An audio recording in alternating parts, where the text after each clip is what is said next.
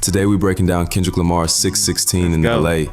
And I ain't talking no surface level breakdown. Nah, we going layer by layer, entendre by entendre. Conspiracies about cash, dog, that's not even the leak. What? Find the Jews like cash, dog, I just need you to think. Find the Jews like cash, dog. I don't need you to think. I don't know what the fuck that means. So who's Cash Dog? Is that the XO nigga? See, this is what separates the real MCs from the rest. Kendrick ain't just putting words together. Every single line got multiple meanings, historical references, psychological warfare tactics.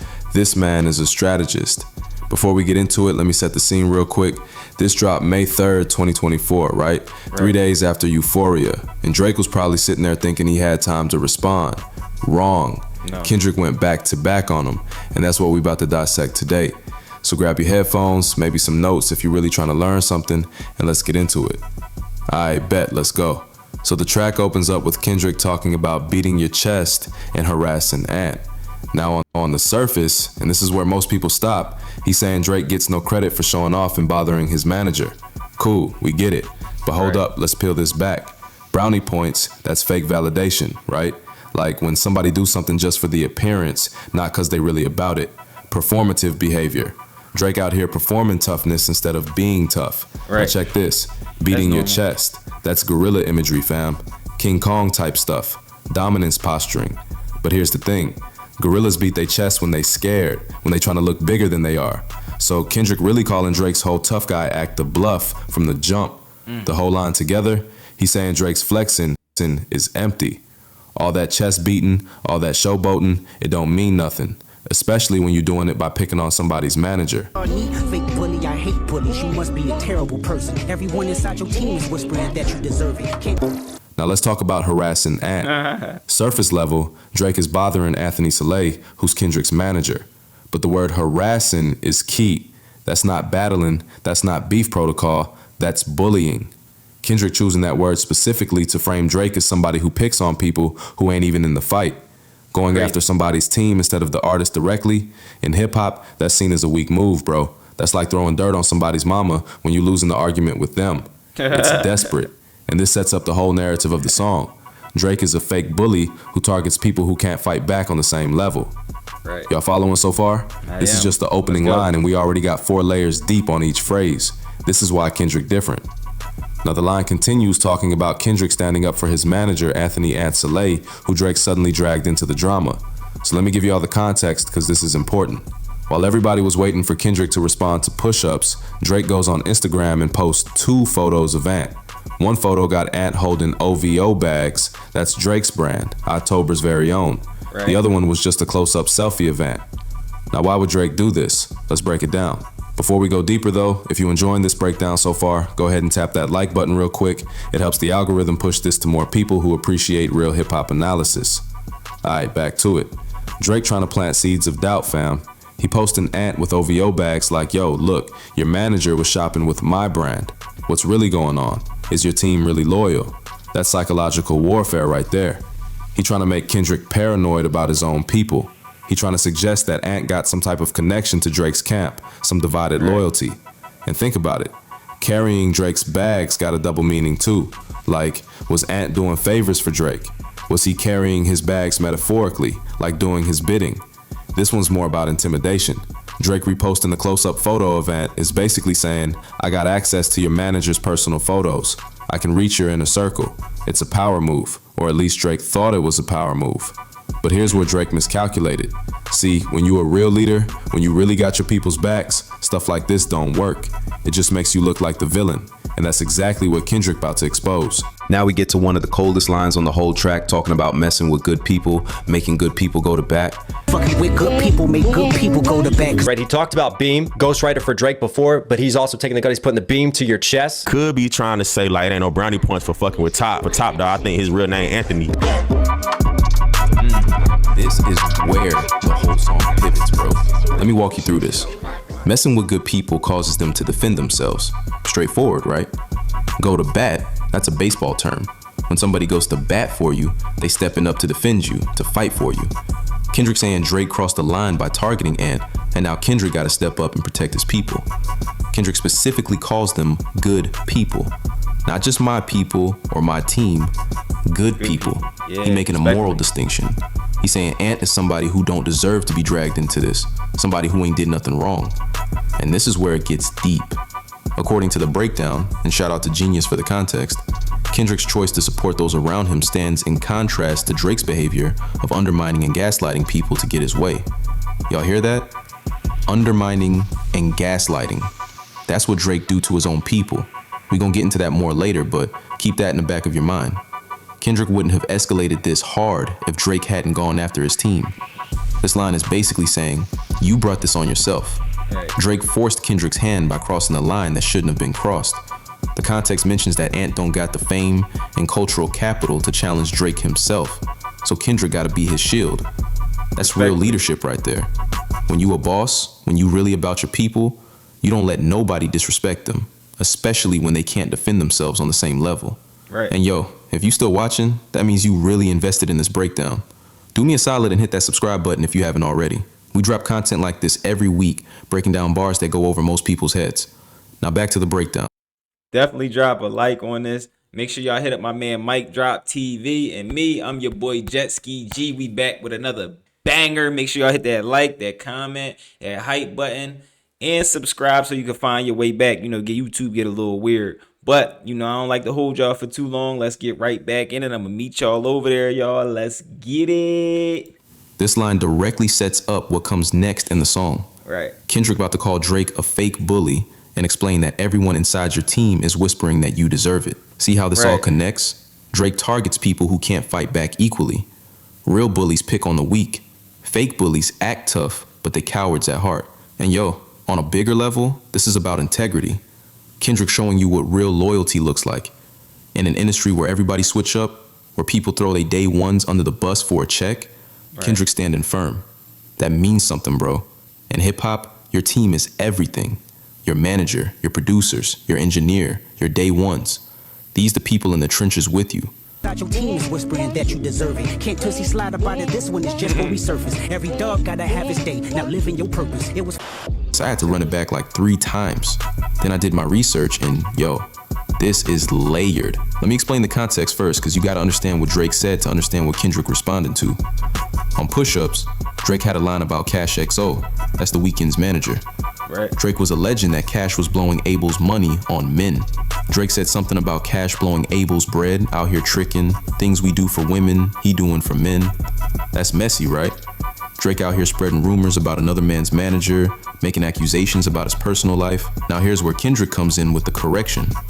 He's saying Drake got it wrong. Cash XO ain't the mole, ain't the informant, ain't the problem. It's crazy. Drake out here creating false narratives, spreading conspiracies, when the real leak somewhere else. The emphasis on even is important. Like, Drake so far off base, he ain't even close. He looking in the wrong direction completely. If Cash ain't the leak, then who is? Kendrick implying the leak is somebody closer to Drake. Somebody in his own camp. Somebody in OVO. And that's psychological warfare at its finest, bro.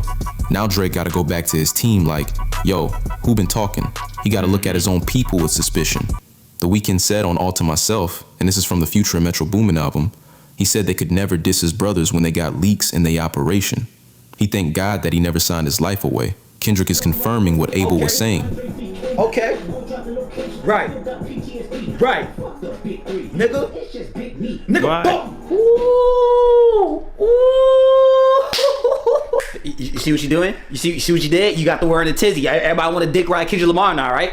That's kind of crazy. Hey man, they just asked me to hop on the song and I did that. Simple as that. Motherfuck the big 3, it's just big me, nigga boom. And what about it? That's implying that you're the best, which is bullshit because I'm the best. I got way more hits than you. Right, because your light skin anthems are so catchy till you gotta actually spit. You think I can't rap for real? You think you can? Kendrick is confirming what Abel was saying. Drake got leaks in his own operation, not in other people's camps. And think about this. The Weeknd was somebody Drake tried to sign early in his career. But Abel didn't sign, and now he thanking God for that decision. That says a lot about how Drake operates behind the scenes. Now let's get into the second part of this bar about finding jewels like Cash Doll. Cash Doll is a Detroit rapper who had $500,000 worth of jewelry stolen from her. So Find the Jewels is a reference to that incident. Just like Cash Doll had to find her stolen jewelry, Drake need to find what's been stolen from him, which is information, loyalty, trust. The leak is stealing from Drake, and he don't even know who it is. Here's where it gets spicy. Cash Doll and her ex broke up because of Drake. Drake got involved in their relationship somehow, and it led to them splitting. So when Kendrick says find the jewels like Cash Doll, he also referring to Cash Doll herself as a jewel of a person that Drake tried to pursue. Y'all still with me? If you're learning something new right now, show some love and drop a like on this video. And if you haven't subscribed yet, what you waiting for? We break down the deepest bars in hip hop every single week. Button, hit that like button, chat. Let me keep going.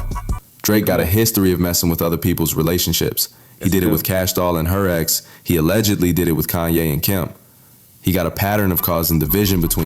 Not only that, he actually did it to Lil Wayne. This is one that I hold against him. Because when Lil Wayne got locked up, he actually smashed Lil Wayne's girl, his favorite chick, when he came home, and it was never the same. He actually lost his girl and he lost his mans. Probably his best friend at the time, Drake. So Lil Wayne came home to nothing but heartbreak. And I blame you for that, Drake. Drake ended up getting Lil Wayne's face tatted on him, trying to like make up for it. But you a snake at heart. And not only that, the whole beef between Meek Mill and Drake, it started because Drake was smashing DJ Drama's wife. And DJ Drama leaked the reference tracks to Meek Mill, and that led to everything that came out. Drake's downfall is messing with other guys' chicks. Like, he's like, it's something wrong with him at this point. Like, we all done did our dirt, but like, it's something wrong with Lil Bro. Like, you messing with people's wives, and it's unprovoked. You ain't even beefing with people. And you can't even say like, oh no, it's just keeping it player. No, this ruined your life. You're such a weirdo, it ruined your life. Let's keep going, y'all. People. And here's the irony. Drake be causing division in other people's relationships, but his own camp is divided. His own team got leaks. Right. What goes around comes around, fam. The part where he says, I just need you to think, is condescending as hell. Kendrick basically telling Drake, you not smart enough to figure this out on your own. Think harder. Use your brain. It's disrespectful, but in the most intelligent way possible. Jewels means both literal jewelry and valuable people. Drake losing valuable people, loyalty, trust, team members, while he out here chasing external jewels like other people's partners. Drake need to look inward instead of creating conspiracies about other people's camps. The call is coming from inside the house, as they say. I just need you to think is also a challenge. Like if you really thought about it, if you really paid attention, you'd see the signs. You'd know who the leak is, but you too distracted. The ultimate flex is that Kendrick know who the leak is. He got the information. He got the inside track. And Drake out here guessing, spreading rumors about the wrong people, while Kendrick 3 steps ahead. This is chess, not checkers, y'all. Alright, now we get to what might be the coldest, most devastating section of the entire song. Kendrick asking if Drake ever thought OVO was working for him, calling him a fake bully, saying everyone in his team is whispering that he deserves it. Have you ever thought that OVO is working for me? Whoa, wait. Whoa. I don't know who OVO is. It's Drake team. What do you mean? Spies, nigga. You saying there's a mole in Drake camp? Did he say that in the last song we was talking about Have You Ever? He said that in Euphoria. Drake, who your real friends? Fake bully, I hate bullies. You must be a terrible person. Everyone inside your team is whispering that you deserve it. Yo! Wait, what's going on here? Everyone on your team is whispering that you deserve it? Everyone! What if he hasn't even talked to anybody in OVO and he's just planting that seed in Drake's mind so that he goes crazy and then just starts like wailing on niggas? Can't Tootsie slide up out of this one, it's just gonna resurface. And saying he can't Tootsie slide out of this one. Yo. Let me tell you why this hits so hard. First off, this is a callback to Euphoria, where Kendrick was playing Never Have I Ever with Drake. You know that party game where people confess to doing controversial stuff? Yeah, Kendrick turned that into a weapon. On Euphoria, he was like asking if Drake ever walked his enemy down with a poker face, if he ever paid $500,000 to an open case. Now on 616 in LA, he continues the game, but makes it even more personal. Kendrick asking Drake if he ever considered that his own label might be helping Kendrick in this beef. You hear this guy? He's talking like I can't end his career right now if I really wanted to. You don't want to do that. Listen, I suggest that you back out just like Cole and continue doing your little subliminals, all right? All right, first off, I'm not Cole, all right? Fuck what he talking about. That shit was weak as fuck. Second, don't bring that nigga name up around me ever again, all right? Until he redeem himself, he's not Cole World, he's Cole Feet. Hey, whoa, not too much on Cole. Nah, I feel like he made a smart move. The nigga dissed, lost sleep, apologized, glazed, and took down said diss track in a matter of 3 days. How do you defend that? It's not even about him, though. It's really between y'all two, for real. Delusion. I will fuck your short ass up in a battle. This confirms what Kendrick been implying throughout the whole song. There's an informant in Drake's camp. Somebody feeding Kendrick information about Drake's moves, his plans, his strategies. OVO Sound is Drake's record label, his inner circle, his team, the people he signed. For Kendrick to suggest they working against Drake, that's devastating, bro.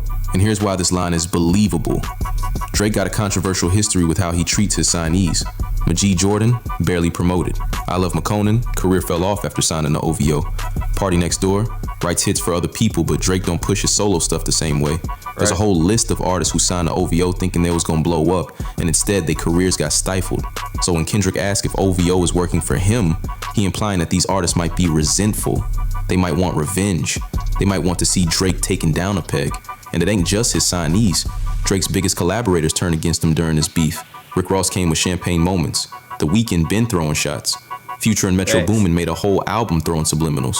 Even 21 Savage had people speculating if he switched sides. When everybody turning on you, that says something about your character. Remember what Abel said on All to Myself. They could never diss his brothers when they got leaks in their operation. Thanking God he never signed his life away. The Weeknd confirming that Drake got leaks. And Abel was almost signed to OVO. He know how Drake operate from the inside. That's why he thanking God he never signed. By putting this out publicly, Kendrick making Drake paranoid. Now Drake gotta look at everybody in his camp with suspicion. He can't trust nobody. That's what happens when you don't treat people right. You create your own enemies. The phrase working for me got a double meaning. It could mean literally spying and feeding information. Or it could mean Drake's people would rather work for Kendrick. Like, they respect Kendrick's artistry and leadership more than Drake's. This line represents a complete power shift. Drake built this empire, this label, this brand, and now it might be crumbling from the inside. That's the ultimate downfall. Real quick, if you made it this far into the video, you definitely flew the content. Make sure that like button is pressed and you subscribe to the channel. We putting in work to give y'all the most thorough breakdowns on YouTube. Now let's talk about the fake bully part. Drake is a fake tough guy. Simple. Fake bully means Drake acts tough, but he ain't really about it. He picks on people who can't fight back on his level, like managers, like smaller artists, like people without the fame and resources to clap back. Kendrick saying I hate bullies is personal. This ain't just rap beef, this is moral stance. Kendrick genuinely got a problem with people who abuse their power. You must be a terrible person, that's a character assassination. Kendrick not just saying Drake is a bad rapper or a weak opponent, he's saying Drake is a bad human being. And the proof? Everyone turning on Drake. When Rick Ross, The Weeknd, Future, Metro, and potentially your own label all against you, that's a pattern. That's evidence of how you treat people. Everyone inside your team is whispering that you deserve it. You must be a terrible person. Everyone inside your team is whispering that you deserve it. Yo! Wait, what's going on here? Everyone on your team is whispering that you deserve it? Everyone! Breakdown. Drake's own people think he deserves to get destroyed in this beef. Whispering is key. They can't say it out loud. They gotta say it behind closed doors, in secret. Why? Because they scared of Drake. Or they still on his payroll, but they agree with Kendrick. This confirms the leak exists. These whispers are how Kendrick getting his information. You deserve it? Even Drake's own team think his behavior earned this response. They think the way he treated people, the way he operated in the industry, means he got this coming. Lack of loyalty. When your own people won't defend you publicly, when they whispering that you deserve to lose, man, that's the ultimate L. Can't Tootsie Slide up out of this one. The breakdown. Tootsie Slide is Drake's 2020 viral dance song. Kendrick saying you can't dance away from this problem. Drake got a history of deflecting, of using charm and viral moments to slide away from accountability. He done it before with other beefs, other controversies, but not this time. This is too serious, too deep, too real. You can't make a catchy song and make people forget. It's just gonna resurface. The truth will keep coming back. Even if Drake tries to bury it, even if he tries to move on, this gon' haunt him. The leak, the mole, the disloyalty in his camp, That's not something you can dance with. You don't want it. You don't want it. Don't you got a kid to raise? You know, as a matter of fact, how's that going actually? Is he still in that innocent phase, the I love my dad phase, the my dad's the best dad in the world phase, or has he finally realized that his father's a piece of shit deadbeat that should fucking die? There it is. There it is. Why would you say that? Why niggas keep trying me, man? Niggas must have forgot what I did to Meek Mill. So let me remind you. I charged that motherfucker up, and I went back to back on this bitch ass. Okay, Drake. Look what you made me do, Kenny. I didn't want to do it to him, but this is what happens when you start talking spicy and bite the hand that feeds you. You could have had a nice long career playing this fake ass Black Messiah character that you're trying to portray, but you want to fuck with the boy. Now since you down there, go ahead and give me 50. The same way you do it for Top, nigga. Stop saying nigga. Stop saying nigga. Okay, now can you insert Malcolm X speech but translate it to French? Nous n'avons pas atterri sur Plymouth Rock. Plymouth Rock a atterri sur nous. Je suis Malcolm X. Yeah, we just getting started. Come out with your N-word pants in the air. Come out. Get out the mansion. Your mansion is surrounded. Get out the pants. I'm never giving up, niggas. Whoa. No need to be racist, sir. Mole, the disloyalty in his camp, that's not something you can dance away from. That's structural. That's internal rot. And resurface might also reference how Drake's old controversies keep coming back up. His texts with underage girls, his culture vulture accusations, his ghostwriting rumors, all of it keeps resurfacing no matter how much he tries to move past it. Right. This whole section is brutal, fam. Kendrick really dismantled Drake's whole operation in like 4 bars. Now, let's zoom out for a second and talk about what makes this song so effective beyond just the bars. The Jack Antonoff factor. Jack Antonoff produced this. For those who don't know, Jack is Taylor Swift's main producer. He produced most of her biggest albums. Now, why is that important? Remember on Taylor Made Freestyle, Drake was taunting Kendrick about Taylor Swift. He was saying stuff like, you gotta wait for Taylor to approve your release schedule, and she tailor-made your schedule with Ant. So what does Kendrick do? He gets Taylor's producer on the track. That's a power move, bro. That's basically Taylor and Jack co-signing the diss. Right. They took Drake's taunts and turned it into a flex. Plus, Jack Antonoff working with Kendrick for the first time on a diss track, that's disrespectful in the best way. Like, yeah, we gave you a Taylor Swift production to destroy you. The sample choice.